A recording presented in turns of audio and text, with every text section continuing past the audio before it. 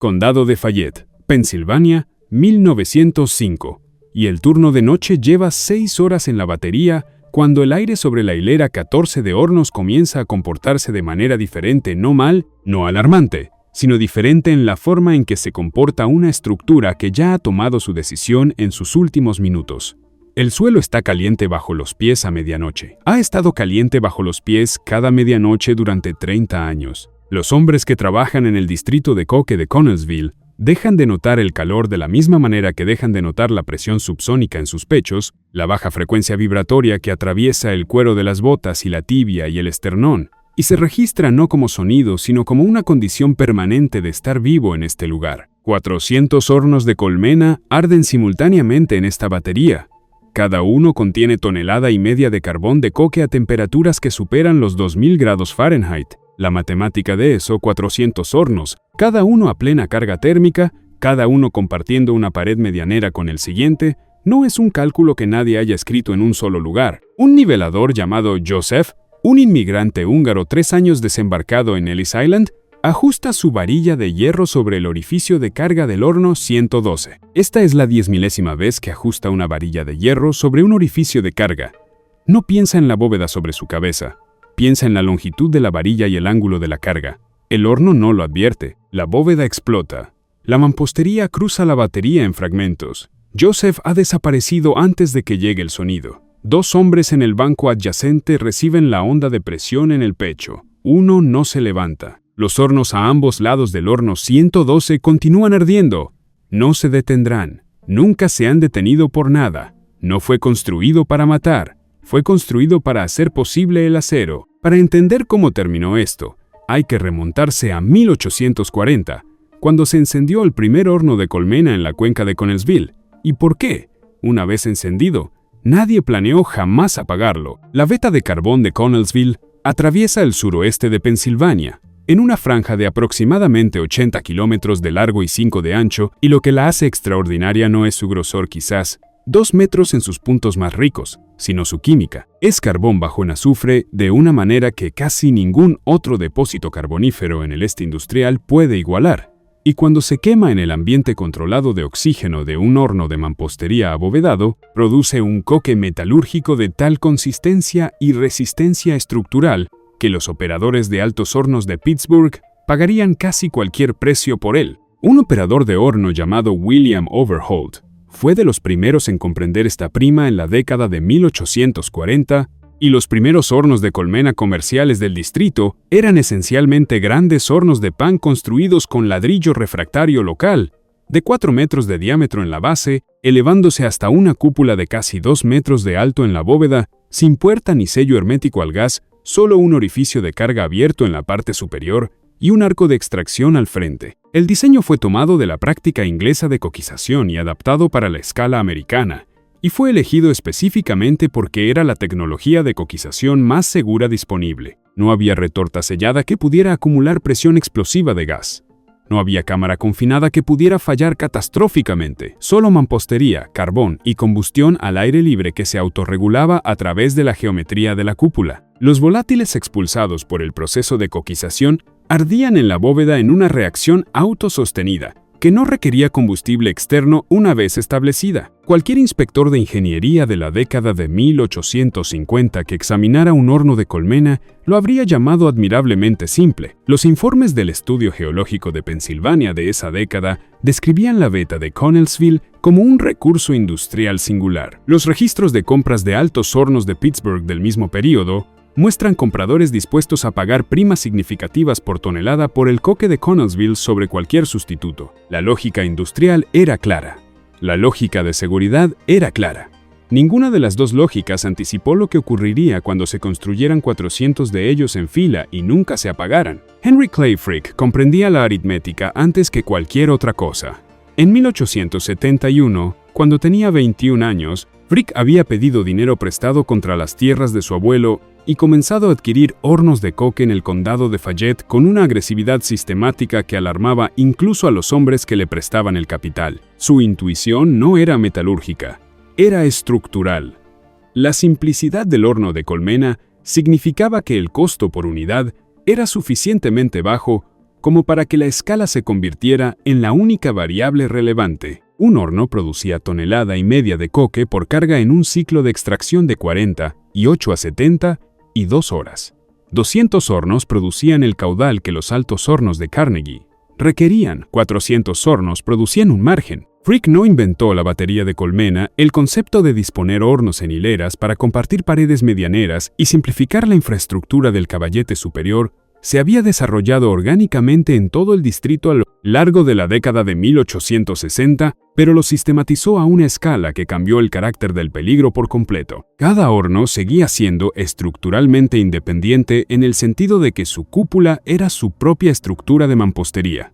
Pero la batería no era una colección de hornos independientes. Era un organismo. El caballete transportaba el carro Larry, un vagón tolva, que pesaba entre 1 y 2 toneladas, cargado a lo largo de toda la batería sobre los orificios de carga. Los arcos de extracción en el frente se abrían a un nivel de trabajo común donde niveladores, extractores y cuadrillas de enfriamiento se movían continuamente a través del calor radiante que los instrumentos de la época no podían medir de manera fiable, pero que los trabajadores describían a través del lenguaje de sus lesiones. Los primeros registros operativos de la H.C. Frick Coke Company documentan los requisitos de mano de obra con la precisión de un hombre que entendía que la operación continua requería cuerpos continuos. El primer superintendente de planta de Frick, cuyo nombre aparece en los registros del distrito como uno Thomas Malone, era responsable de mantener la rotación de turnos en una fuerza laboral que para 1880 incluía inmigrantes húngaros, eslovacos, polacos e italianos reclutados a través de agentes que operaban hasta Bremen y Trieste. Estos hombres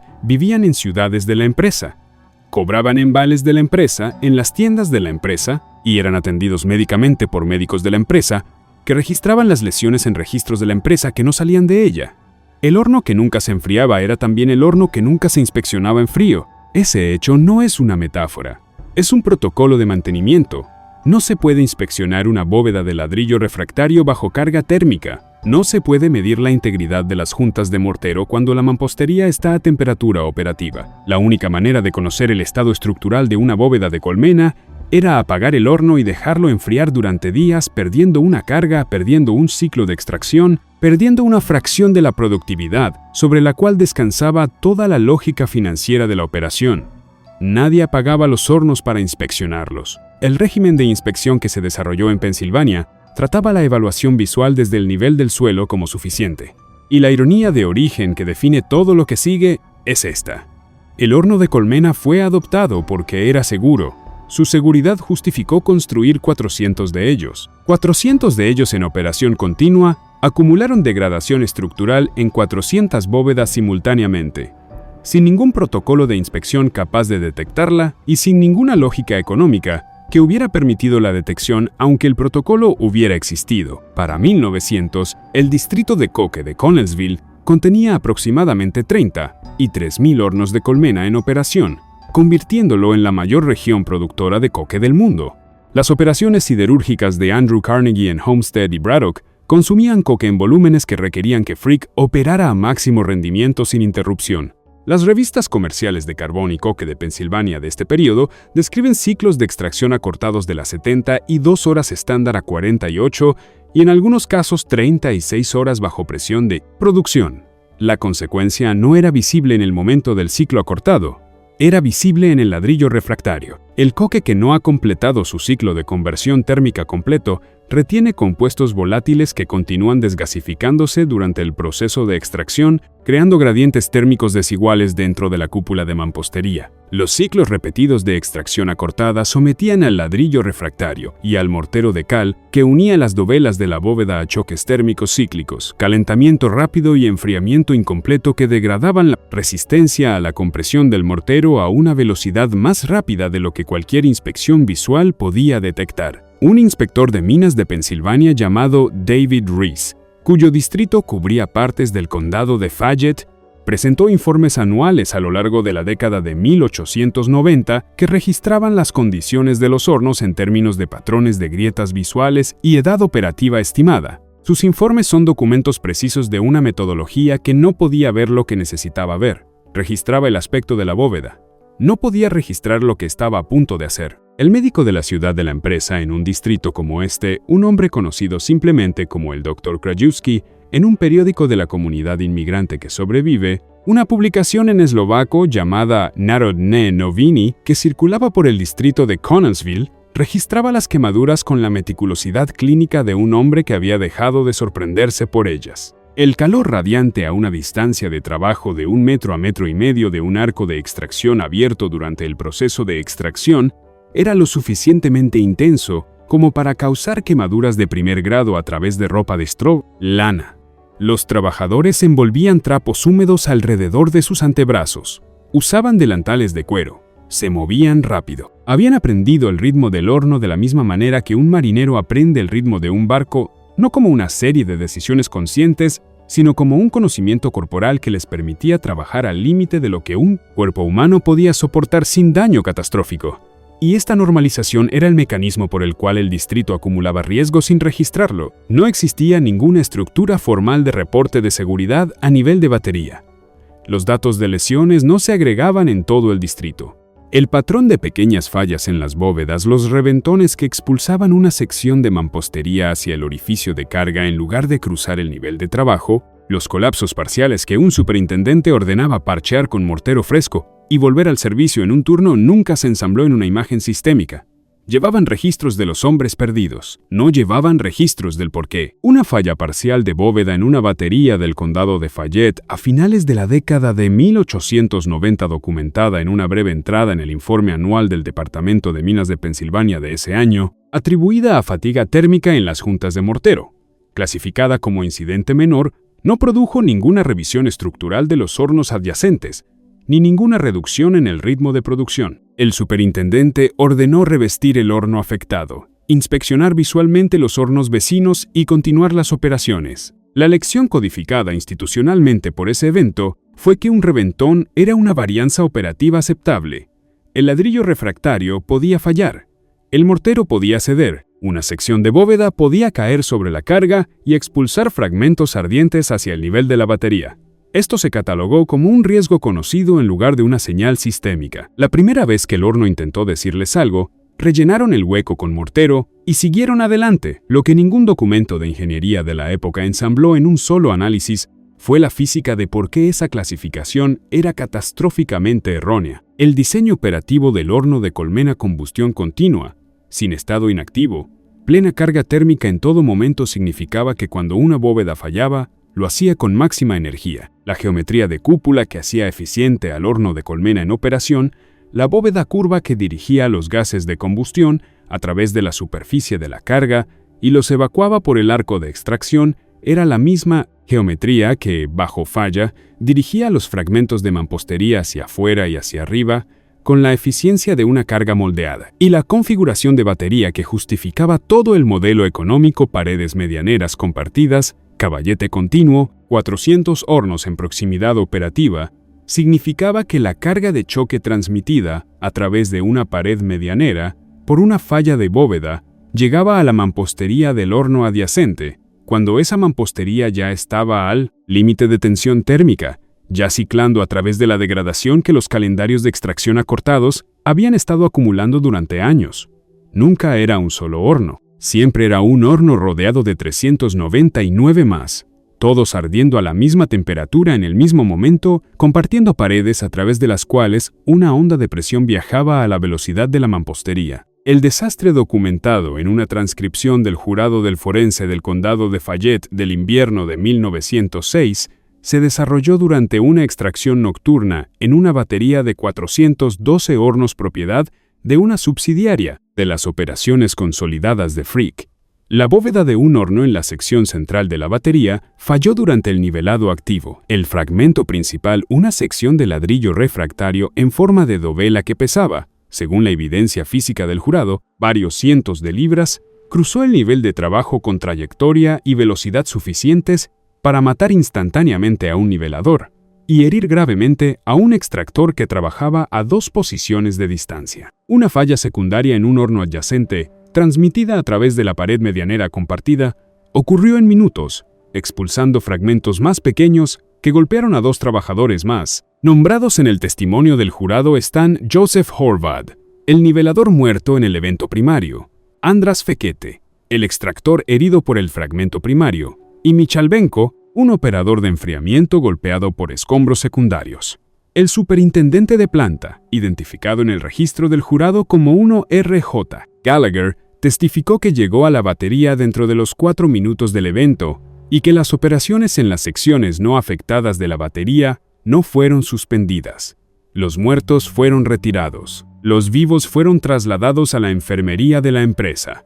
La batería continuó ardiendo. Los periódicos de la época señalaron las muertes en breves artículos que caracterizaron el evento como un accidente industrial sin examinar sus antecedentes estructurales. La declaración pública de la empresa, publicada en el Connellsville Courier, atribuyó la falla a la naturaleza impredecible de las operaciones industriales a alta temperatura y anunció que los hornos afectados serían revestidos. Las familias de los muertos, familias inmigrantes sin posición política en una ciudad de la empresa, sin representación sindical y sin mecanismo legal para una investigación obligatoria, recibieron pagos de condolencia registrados en un registro de seguros como liquidación contra posibles reclamaciones. John Mitchell de los United Mine Workers había organizado a los mineros de carbón bituminoso en partes del oeste de Pensilvania, pero los trabajadores del coque en distritos de propiedad empresarial ocupaban una zona gris legal y organizativa que los dejaba sin representación colectiva en el momento de máxima vulnerabilidad. Un jurado del forense emitió veredictos de muerte accidental. El horno no había actuado accidentalmente, había actuado exactamente como su diseño requería. La investigación del Departamento de Minas de Pensilvania que siguió produjo un informe que es, en sus propios términos, un documento exhaustivo. Midió el radio de dispersión de los escombros, registró los pesos de los fragmentos, documentó las posiciones de las víctimas en el momento del evento de falla con la precisión de hombres que entendían que su trabajo era describir lo que había ocurrido. Work Accidents and the Law de Crystal Eastman, publicado en 1910, describía la inadecuación sistemática de exactamente este enfoque investigativo en todo el sector industrial de Pensilvania. La capacidad del Estado para documentar la muerte industrial no estaba acompañada de ningún mecanismo para imponer cambios estructurales. El informe de investigación de minas sobre el evento de Connellsville de 1906 estableció que la bóveda había fallado debido a deterioro de las juntas de mortero acelerado por ciclos de extracción acortados. No encargó una evaluación del estado de las juntas de mortero en los 410 hornos operativos restantes de la misma batería. No estableció un protocolo de inspección de bóvedas con estándares estructurales en lugar de visuales. No recomendó una duración mínima del ciclo de extracción. El informe describió la máquina con precisión y no cambió nada sobre las condiciones que la hacían letal. Midieron todo sobre el desastre, excepto lo que causaría el siguiente. Lo que finalmente cambió la aritmética del distrito de coque de Connellsville no fue un estándar de seguridad, fue el benceno. El horno de ranura de subproductos, desarrollado en Alemania a lo largo de la década de 1880 y adoptado en los distritos siderúrgicos americanos a principios del siglo XX, era una tecnología de coquización fundamentalmente diferente a una retorta cerrada de orientación horizontal con puertas herméticas al gas, un empujador mecánico que reemplazaba al nivelador y un sistema de recuperación que capturaba los subproductos volátiles expulsados durante la coquización y los convertía en productos comercializables: benceno, tolueno, amoníaco, alquitrán de hulla. El costo de capital por horno era sustancialmente mayor que el de una colmena, pero los ingresos por recuperación de subproductos cambiaron la economía de la comparación, y la Ley de Compensación para Trabajadores de Pensilvania de 1915, que por primera vez asignó un costo calculable a las lesiones industriales, independientemente de la culpa, la cambió aún más. Un legislador estatal de Pensilvania llamado Isaac Deutsch había sido fundamental en la aprobación de la Ley de Compensación, basándose en registros de mortalidad que las comunidades inmigrantes habían mantenido con más precisión que los registros médicos de la empresa. El horno de subproductos también eliminó el modo de falla específico del horno de colmena.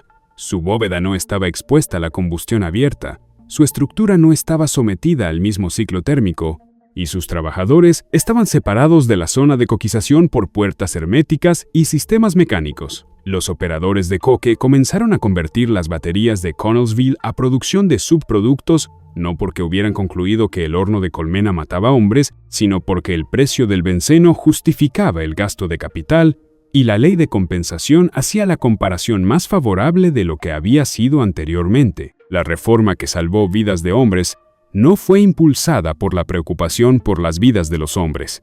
Fue impulsada por el precio del benceno. Los hornos de colmena del distrito de Connellsville no cerraron en un solo evento. Se apagaron individualmente, batería por batería, a lo largo de la década de 1920 y entrando en la de 1930, a medida que la consolidación de la industria siderúrgica redujo el número de compradores dispuestos a pagar las primas del horno de colmena, a medida que el coque de subproductos de consistencia superior desplazó el producto de colmena del mercado metalúrgico premium, y a medida que el gas natural desplazó los volátiles del carbón como combustible industrial de la economía regional en general. La última batería comercial de hornos de colmena en operación en el distrito de Connellsville extrajo su última carga en algún momento a principios de la década de 1940, según registros conservados en el Archivo Histórico del Condado de Fayette, y un breve artículo en un periódico de Uniontown que trató el evento como una curiosidad más que como una conclusión. El destino físico de la mayoría de los sitios de baterías fue la demolición y el relleno. El ladrillo refractario de los hornos derrumbados fue recuperado como balasto para caminos. Las estructuras de caballete elevado que habían transportado los carros Larry sobre los orificios de carga fueron desmanteladas para chatarra durante las campañas de metales de la guerra. Un pequeño número de hornos de colmena sobrevive como estructuras conservadas en sitios patrimoniales en los condados de Westmoreland y Fayette, cúpulas de mampostería intactas, frías por primera vez en un siglo, sus interiores oscuros y sus arcos de extracción sellados. Uno puede pararse en el orificio de carga de un horno de colmena conservado de Connellsville y no sentir nada bajo sus botas. El suelo no está caliente. La presión subsónica que los hombres sentían en sus pechos cada medianoche durante 30 años simplemente ha desaparecido. La mampostería se contrajo por última vez y permaneció contraída. Nadie estaba parado en la bóveda cuando ocurrió. La máquina que nunca se había enfriado se enfrió al fin no porque hubiera fallado, sino porque ya no se necesitaba para matar a nadie. Y el suelo de la cuenca de Connellsville, cálido bajo los pies desde 1840, aprendió finalmente lo que significa el silencio.